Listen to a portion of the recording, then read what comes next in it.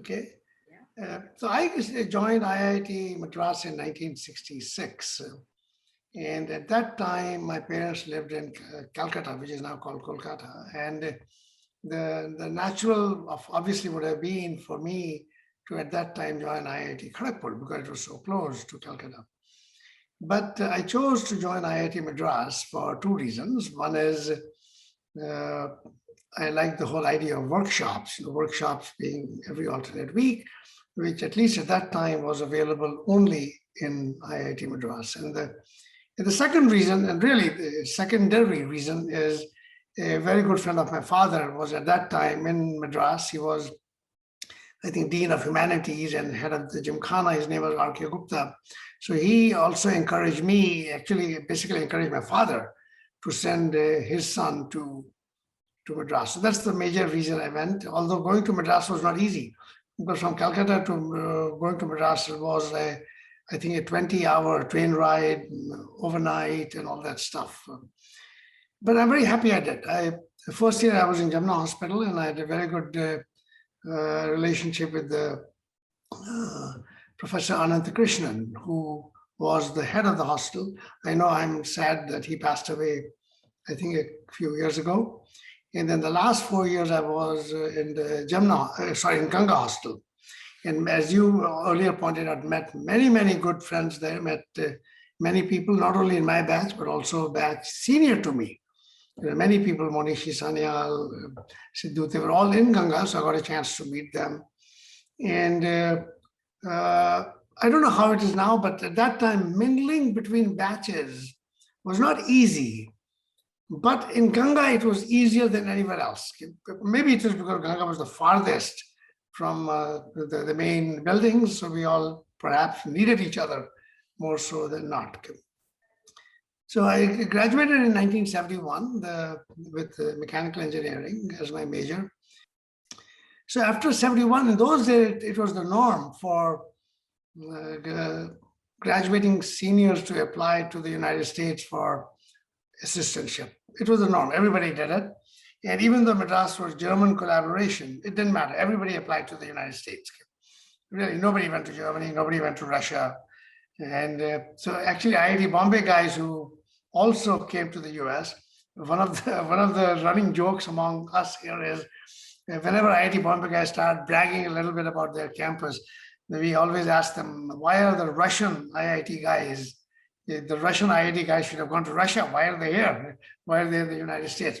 But it was common for everybody to apply. And my interests were more on the management side. And I was very fortunate to get a assistantship for MBA, which was rare. I think still is rare to get a full assistantship for an MBA program. And then 1973, I finished that. It took 2 years to do it. And joined a company called Firestone Tire and Rubber Company. First, I started as a mechanical engineer.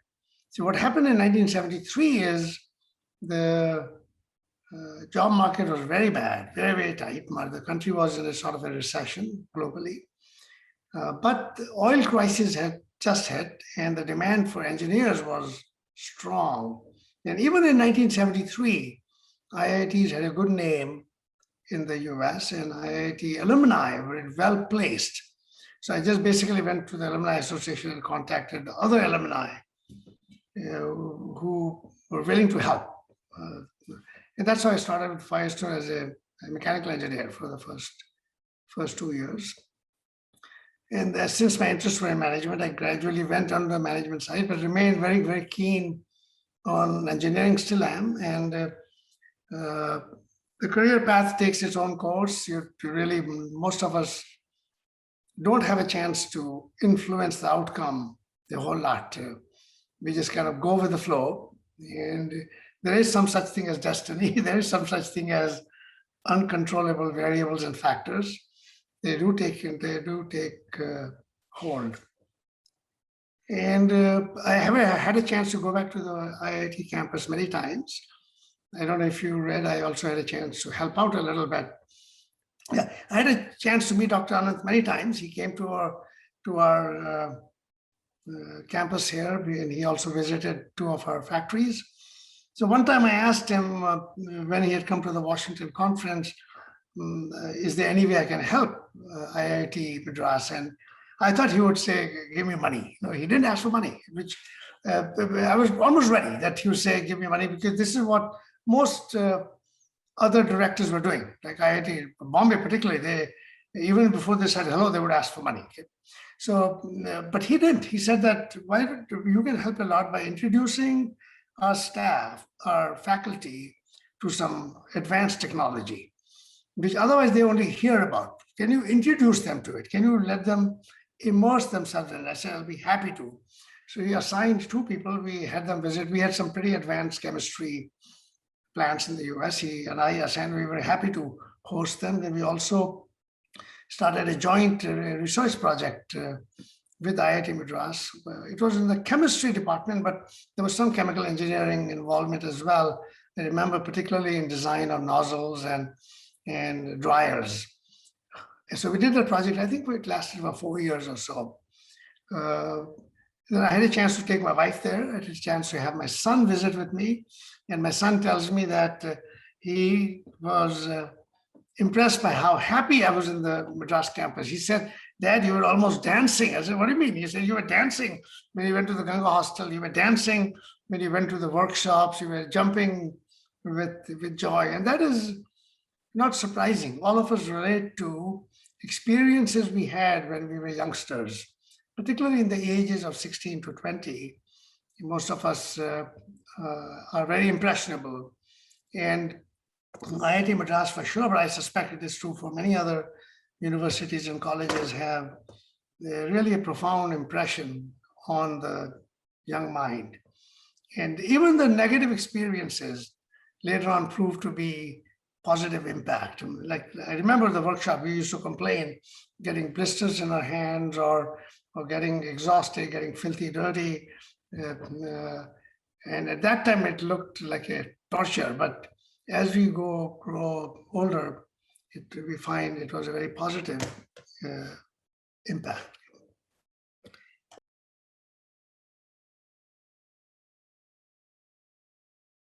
Right. So what happened is after at Firestone, I had a good career. I was with them for 23 years, and I had risen to be the highest ranking non-Japanese person.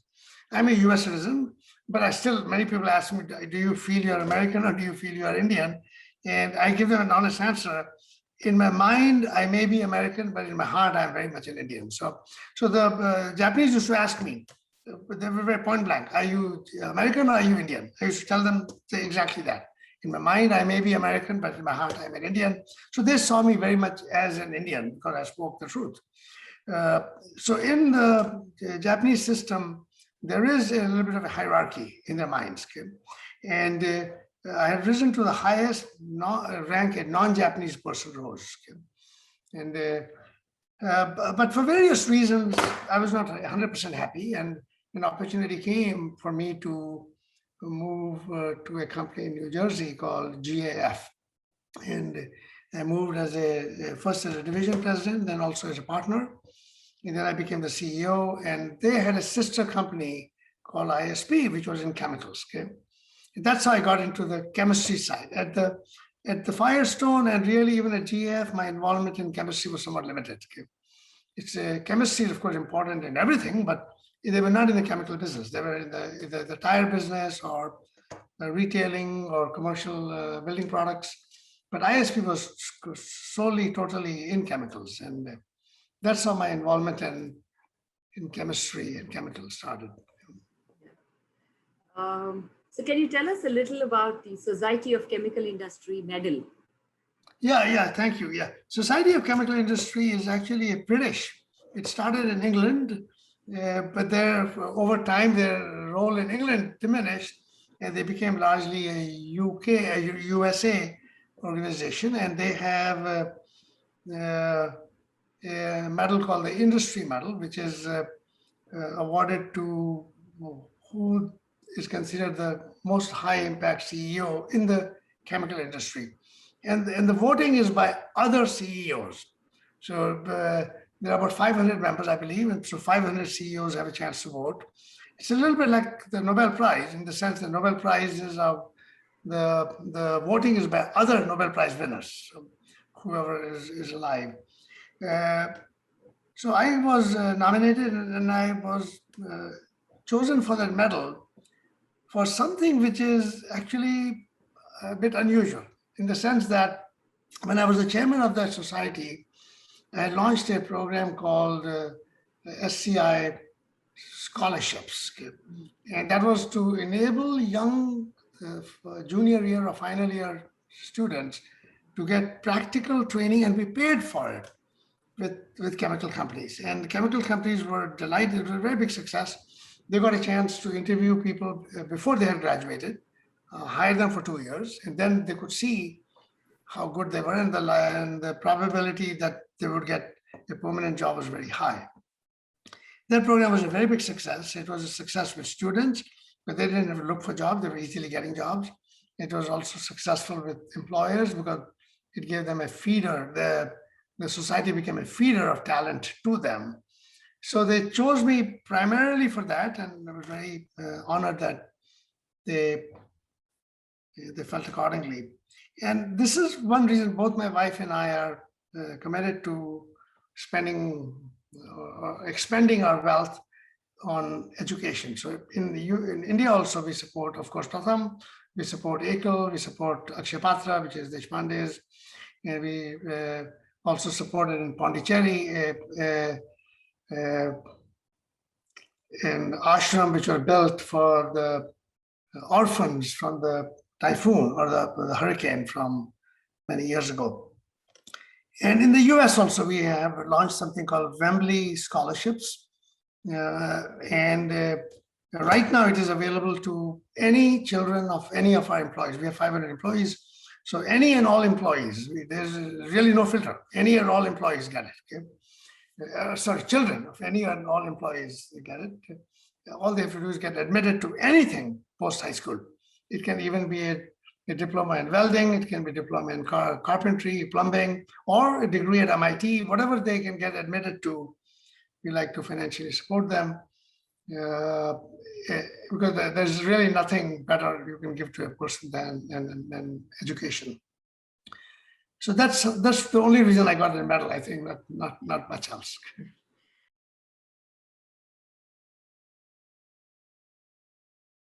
Yeah, one of the reasons, Lata, we got into this is when ISP was sold, I was a partner, I was a part owner. So when ISP was sold, we got some money from it. And both my wife and I said, we certainly don't want to spend it on ourselves, that's for sure. And, how much can you spend on ourselves? You can eat only 2 rotis a day. You can't eat 2,000 rotis a day. So, and similarly, we don't want to give cash to our children either, because that'll only spoil them. And even charity, there are some limits to what you can do with charity. I mean, I admire Deshpande, who's a little bit of a friend. I mean, he's, I would say, the best example of what to do with your wealth. He has really done a remarkable, better than anyone else, better than even his brother-in-law, Mr. Narayan Murthy. He has done outstanding with his wealth in an effective manner. We couldn't do as much as he did, but we did sort of follow his example.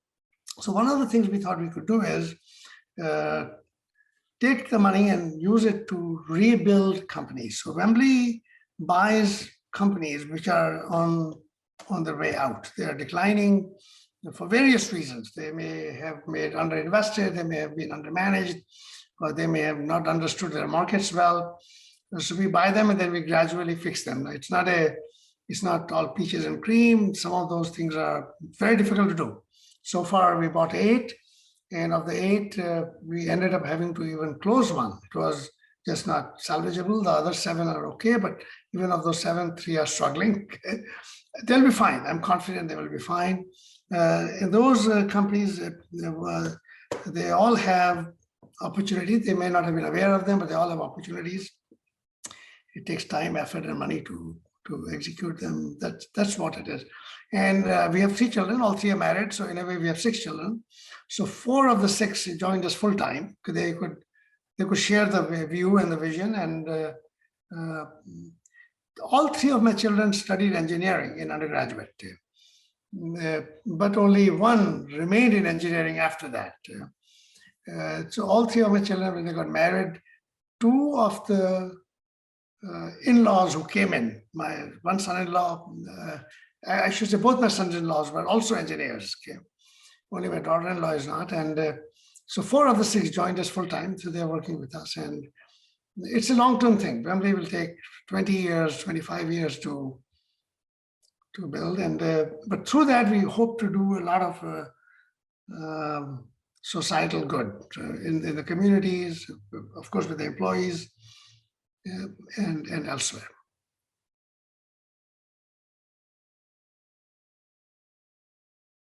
The outcome, I hope, is because it is about numbers. Numbers do matter, in terms of measuring success. I realize a lot of it is qualitative, happiness, peace of mind. I realize, particularly those of us who are exposed to Hindu philosophy do understand those things well, but numbers also do matter. So our goal is to build Wembley, which will be a collection of companies which would otherwise have died. Okay, to build Wembley to be a $500 million, maybe even $1 billion enterprise. Right now, it's only about $250 million. So to keep on building it, and right now we have only about 500 employees, to maybe get to 2,000, maybe even 5,000 employees, and to take very good care of them. So that's about all we can do, and their families and the communities we are in. Really, that's about all we can see so far. Now, later on, I talked to some of my other friends. By coincidence, most of my friends are IIT graduates. Not all, but most are. And it's not like we went about doing it that way. It just happened. And from IIT Madras, you probably know Girish Reddy. He's a very close friend. We see each other every week, really. And so I talked to him also, and I know Deshpande, but I don't see him often because he's in Boston. I don't see him as often. Marty Subramaniam is in New York City. I get to see him every now and then. And many of my friends are from other IIT campuses. And those of, I asked them one common question, that what will you do with your wealth? We all have to give it away. The question is, how, in what form will you give it away? Deshpande has the clearest vision and the clearest way of doing it. All the rest are still grappling with it. You may have heard, it's public knowledge that Ranjan Tandon, who's an IIT Kanpur guy, recently gave $100 million to what used to be called Brooklyn Polytechnic, and now is called Tandon School of Engineering. That among Indians, I think that is the largest single gift anyone has given, at least as a single gift. And I chat with him every now and then. That's one way to do it. So he has his name on it. He has his name on the building. That is one way to do it. But I'm not, Rekha and I are not going down that path at all. I can't see just buying a nameplate, because I don't know how much real good it does in terms of actual change. But there is one shift occurring, which is more bad than good. Now, I'm also unfortunately part of it, and that is more and more Indians who are of my age are beginning to drift in their philanthropy and charity to the US rather than to India. See, earlier, you were all dedicated in doing everything in India, 100% in India, but now it is less so. Now maybe it is 50-50. And I don't know whether it's because India already is doing so well and there's so many wealthy people in India as well. Maybe that's part of the reason. Maybe it's the influence of our children. I don't know what it is, but it is happening.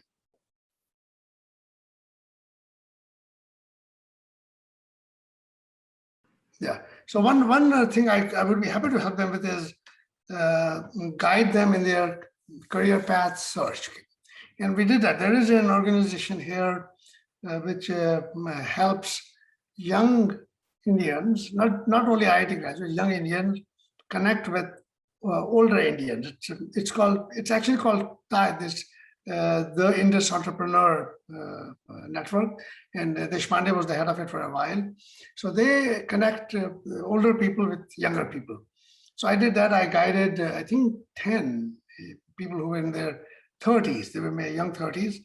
to career path, and it had a positive impact on most of them. Many of them did change career path. One even went back to India. So every time he would come back, to come to me to seek guidance, I felt he was in the wrong place. I felt he should be in India because he was always talking about things which he could never ever do in the US. And he and his wife did go back to India. They're very, very happy. I talk to him all the time. So that's one thing I can guide them. Second is, if they're in the interest of startup. Now, I should be very frank about one thing.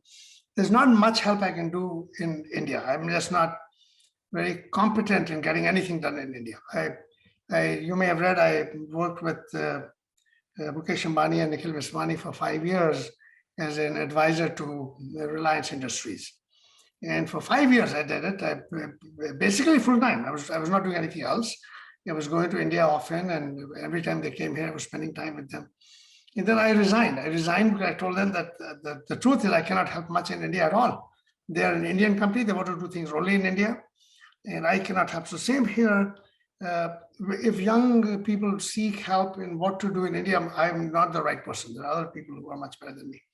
I can help in the US mostly, and not much else. I can help them get capital if any is interested in a startup or getting debt for a business they have. The single advice I would give to young people is the same as I give to my children. My children are all about 40 years old. The youngest is 37, the oldest is 42. So the advice I give them all can be summarized in one word. That word is confidence. I say that you must have confidence first in yourself. Erase all your self-doubts. Any doubt you have, I cannot do this, I failed this, forget it, okay? Let it go, okay? Have confidence in yourself. Equally important, not less, equally important, have confidence in others, people around you. Trust them, just trust them. You can get a lot done if you trust people around you. Only 1 in 1,000 will be a cheat, okay? But the other 999, if you have doubts about them all the time, you are the ones who will be the loser. Trust them, have confidence in them. And lastly, of course, have confidence in the future. Some people call it have faith in your destiny or have faith in God, whatever it is the future. Have confidence in the future. If with those three, you can get a hell of a lot done. You can get a hell of a lot done. Most people talk about the first. Okay? Have confidence in yourself. That's good, that's a given. But I think confidence in others is equally important. Equally important. And my children sometimes ask me, Dad, all your working life, you were always able to come home and have dinner with us at 5 o'clock or 6 o'clock, whereas other people are working 80 hours a week, they're not home, they're traveling. How was it? I said, because I had confidence in others. There were people around me who were wanting to do things. Why would I prevent them from doing it and instead try to do it myself? And the other thing, example I give you, actually, I learned it from Warren Buffett. I've never met him. I learned it from his writings, is that if you have a horse, you may be the owner of the horse, but that does not mean you have to ride the horse. Okay? For that, you hire a proper jockey. The jockey is the person to ride the horse. You shouldn't be getting on the horse yourself. Okay? So having confidence in the other people, and that will enable you to attract a lot of talent around you. So when we started Wembley, attracting talent was difficult. Okay? So we just got the word out. Now we are getting people, so many people are wanting to join us because they know they'll be allowed to do what they need to and want to do when they're here. But I'll be happy to help youngsters in any way I can, but it would be limited to being able to help in the US.